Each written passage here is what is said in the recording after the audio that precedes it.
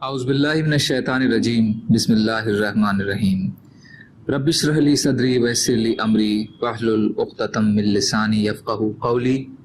حیات الصحابہ رضی اللہ تعالی عنہم، حصہ اول، دعوت کا باب، عورتوں کا بیت ہونا۔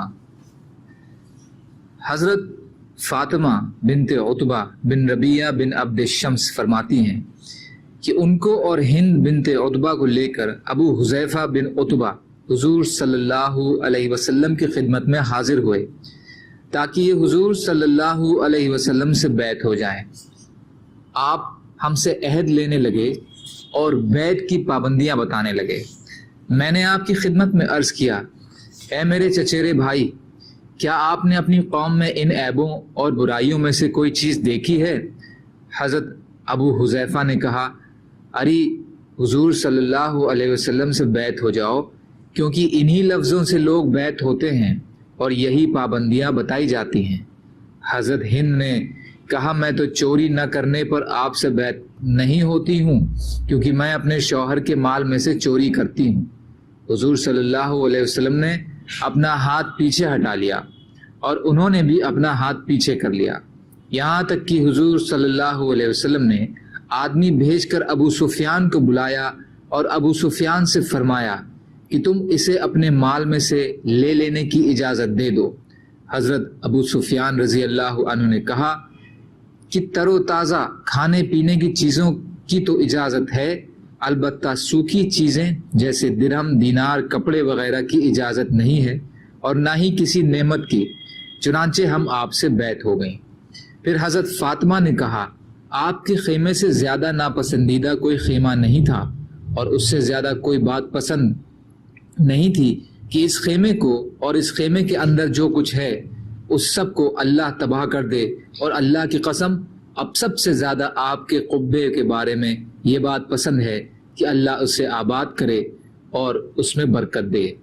حضور صلی اللہ علیہ وسلم نے فرمایا، اتنی محبت مجھ سے ہونی بھی چاہیے۔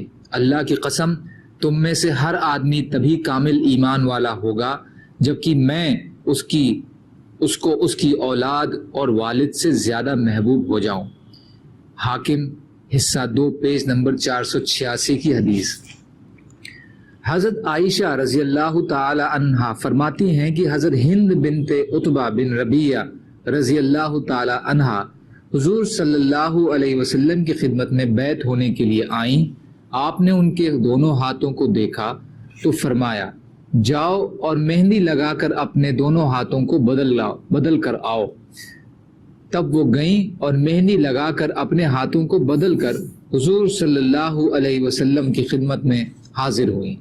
آپ نے فرمایا، میں تم کو اس بات پر بیعت کرتا ہوں کہ تم اللہ کے ساتھ کسی چیز کو شریک نہیں کرو گی، نہ چوری کرو گی، نہ زنا کرو گی۔ اس پر حضرت ہند نے کہا، کیا آزاد عورت بھی زنا کیا کرتی ہے؟ پھر آپ نے فرمایا کہ غریبی کے ڈر سے اپنے بچوں کو قتل نہیں کرو گی۔ تو انہوں نے کہا، کیا آپ نے ہمارے لیے بچے چھوڑے ہیں جنہیں ہم قتل کریں؟ سبھی کو آپ نے لڑائیوں میں مار ڈالا ہے۔ پھر وہ حضور صلی اللہ علیہ وسلم سے بیعت ہو گئیں، اور انہوں نے ہاتھوں میں سونے کے 2 کنگن پہن رکھے تھے۔ تو انہوں نے حضور صلی اللہ علیہ وسلم کی خدمت میں عرض کیا کہ آپ ان 2 کنگنوں کے بارے میں کیا فرماتے ہیں؟ آپ نے فرمایا، یہ تو جہنم کے انگاروں میں سے 2 انگارے ہیں۔ حیثمی حصہ 6 پیج نمبر 37، ابن کثیر حصہ 4 پیج نمبر 354، اصابہ حصہ 4 پیج نمبر 425۔ حضرت ہند نے اپنے شوہر ابو سفیان سے کہا، میں محمد صلی اللہ علیہ وسلم سے بیعت ہونا چاہتی ہوں۔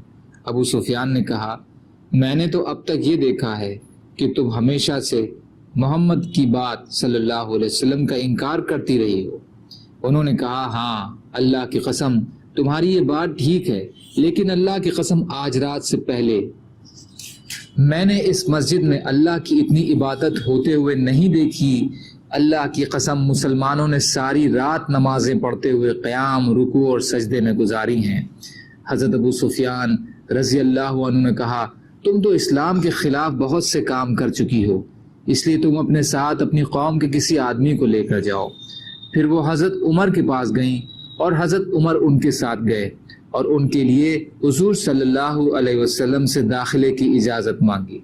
یہ نقاب ڈالے ہوئے حضور صلی اللہ علیہ وسلم کی خدمت میں حاضر ہوئیں۔ آگے بیعت کا قصہ ذکر کیا گیا ہے۔ اسی روایت میں حضرت شعبی یہ نقل کیا گیا ہے کہ حضرت ہند نے کہا کہ میں تو ابو سفیان کا بہت سا مال ضائع کر چکی ہوں۔ اب تو ابو سفیان نے کہا تم میرا جتنا مال لے چکی ہو وہ سب تمہارے لیے حلال ہے۔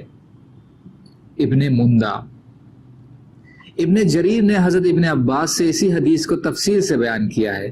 اس میں یہ بھی ہے کہ حضرت ابو سفیان نے کہا تم میرا جتنا مال لے چکی ہو چاہے وہ ختم ہو گیا ہو یا باقی ہو سب تمہارے لیے حلال ہے۔ یہ سن کر حضور اقدس صلی اللہ علیہ وسلم ہنسے اور آپ نے ہند کو پہچان لیا اور ان کو بلایا۔ حضور صلی اللہ علیہ وسلم کا ہاتھ پکڑ لیا اور حضور صلی اللہ علیہ وسلم سے معافی چاہنے لگی۔ آپ صلی اللہ علیہ وسلم نے فرمایا تم ہند ہو نا؟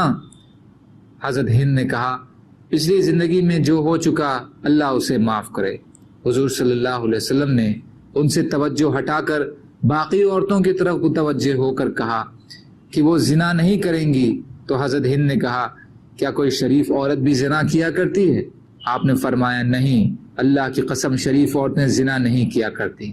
آپ نے پھر عورتوں سے کہا کہ وہ اپنی اولاد کو قتل نہیں کریں گی۔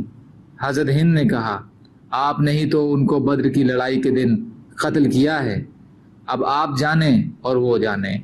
پھر آپ نے عورتوں سے کہا کہ وہ کوئی بہتان نہیں لگائیں گی جسے انہوں نے اپنے پیروں اور ہاتھوں کے بیچ باندھ کھڑا کیا ہو، اور کسی نیکی کے کام میں نافرمانی نہیں کریں گی۔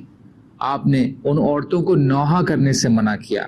جاہلیت کے زمانے میں عورتیں کپڑے پھاڑا کرتی تھیں اور چہرے نوچا کرتی تھیں اور سر کے بال کاٹ دیتی تھیں اور بہت واویلا مچایا کرتی تھیں۔ آپ نے ان تمام کاموں سے منع فرمایا۔ ابن کثیر حصہ 4۔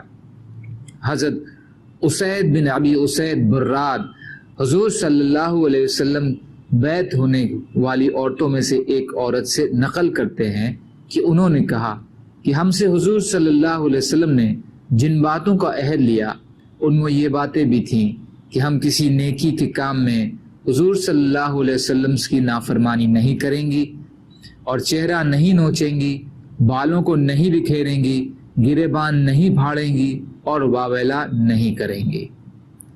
ابن کثیر حصہ 5 پیج نمبر 355۔ سبحان اللہ و بحمدہ، سبحانک اللہم و بحمدک، اشہد ان لا الہ الا انت، استغفرک و اتوب الیک۔ سبحان ربک رب العزت عما یصفون، وسلام علی المرسلین، والحمد للہ رب العالمین، برحمتک یا ارحم الراحمین، لا الہ الا اللہ محمد الرسول اللہ۔